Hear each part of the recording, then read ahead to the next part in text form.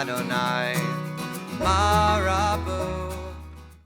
Parashat Vayeshev, or The Amazing Technicolor Joseph Story, Part 1. Jacob favors Joseph more than his other sons. Joseph's colorful coat and self-centered dreams antagonize his brothers. The brothers throw Joseph into a pit and sell him to be a slave in Egypt. Joseph is thrown into an Egyptian prison. But once there, Joseph successfully interprets the dreams of others. Teenage Joseph has two dreams. In the second, the sun, the moon, and 11 stars are bowing down to him.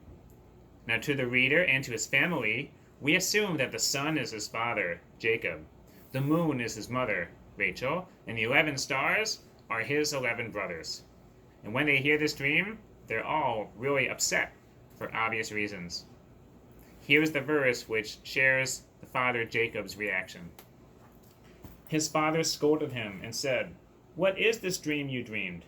Shall we come, I and your mother and your brothers, and bow down to the ground before you?"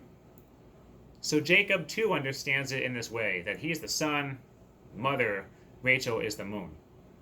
But there's one problem, and Rashi points it out. Joseph's mother, Rachel, is dead. She died years ago giving birth to Benjamin. She cannot be the moon in Joseph's dream. Jacob didn't understand that Joseph was thinking of the moon as someone else, as Bilhah, who raised him as her own son. Now, who was Bilhah? Jacob had 12 sons and one daughter born to 4 mothers, Rachel and Leah. We know them best, but they each had a handmaiden, Bilhah and Zilpah. And so, after Rachel died, Bilhah adopted Joseph, took him to be her own, and he considered her to be his second mother. So the Torah affirms that whoever raises any child is considered to be the parent of that child. The Talmud takes this idea and it goes further. There's a verse later on in the book of Numbers which says, "These are the children of Aaron and Moses." And then it lists the names of Aaron's children. Wait a minute. We know Moses has children. Why aren't they listed in the verse? The Talmud says this is correct. It's intentional. Aaron's children are also considered the children of Moses because Moses was their teacher. Moses taught them Torah. And so too with us.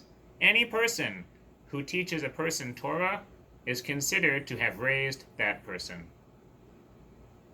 We all have wisdom, insight, experiences, and values to share with the next generation. We may have our own biological children, or we may not. But whether we do or we don't, we can all share more of what we have with others. I am a product, of course, of my 2 parents, but of more people as well.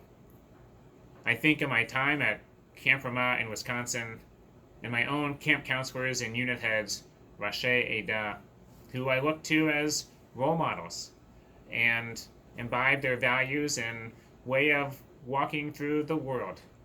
I'm a product of them too.